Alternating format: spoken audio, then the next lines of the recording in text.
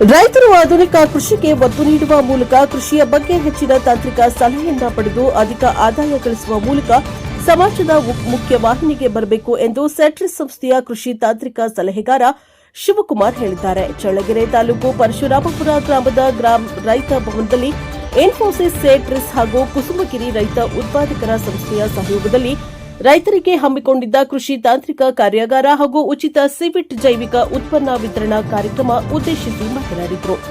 ಇನ್ಫೋಸಿಸ್ ಹಾಗೂ ಸೆಟ್ರಿಸ್ ಸಂಸ್ಥೆ ವತಿಯಿಂದ ಈ ಭಾಗದ ನೂರಾರು ರೈತರಿಗೆ ಲಕ್ಷಕ್ಕೂ ಅಧಿಕ ತೋಟಗಾರಿಕೆ ಹಣ್ಣಿನ ಗಿಡಗಳನ್ನು ಉಚಿತವಾಗಿ ಮನೆಯ ಬಾಗಿಲಿಗೆ ವಿತರಿಸಲಾಗಿದೆ.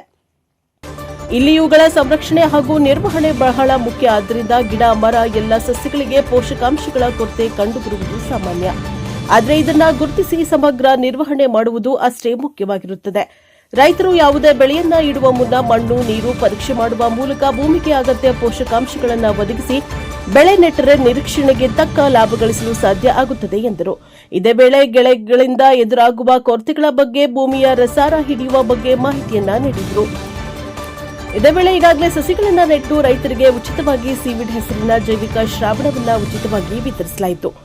ಕುಸುಮಗಿರಿ ರೈತ ಉತ್ಪಾದಕರ ಸಂಸ್ಥೆಯ ಸಿಇಒ ನರಸಿಂಹಮೂರ್ತಿ ಮಾತನಾಡಿ, ಚಳ್ಳಕೆರೆ ತಾಲೂಕು ಗಡಿಭಾಗದ ಸುಮಾರು ಹಳ್ಳಿಗಳಲ್ಲಿ ನಮ್ಮ ಸಂಸ್ಥೆಯ ವತಿಯಿಂದ ಈ ತನಕ ತಮಗೆ ನೀಡಿದ ಉಚಿತ ಹಣ್ಣಿನ ಗಿಡಗಳನ್ನು ಕೆಲವರು ಸರಿಯಾಗಿ ಪಾಲನೆ ಮಾಡುತ್ತಿಲ್ಲ ಎಂಬುದು ಕ್ಷೇತ್ರ ಭೇಟಿ ವೇಳೆ ತಿಳಿದು ಬಂದಿದೆ. ಅಂತವರಿಗೆ ಸಂಸ್ಥೆಯಿಂದ ಯಾವುದೇ ಉಚಿತ ಸೌಲಭ್ಯವನ್ನು ಒದಗಿಸಲು ಆಗುವುದಿಲ್ಲ. ರೈತರು ನಾವು ಉಚಿತವಾಗಿ ನೀಡುವಂತಹ ಸಸಿ ಹಾಗೂ ಕೃಷಿ ಪರಿಕರಗಳನ್ನು ಪಡೆದುಕೊಂಡು ರೈತರು ಆರ್ಥಿಕ ಸದೃಢವಾಗಬೇಕೆಂಬುದು ಸಂಸ್ಥೆಯ ಉದ್ದೇಶವಾಗಿದೆ.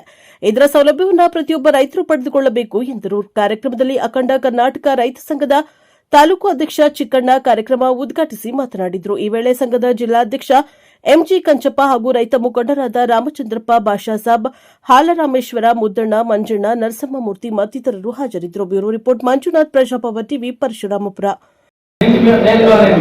మనం వేసే ఎరువులు కానీ మనం ఇచ్చే కొత్త పెస్టిసైడ్లు కానీ అవి ఏమైందంటే మన భూమిని కాల్చేస్తుంది,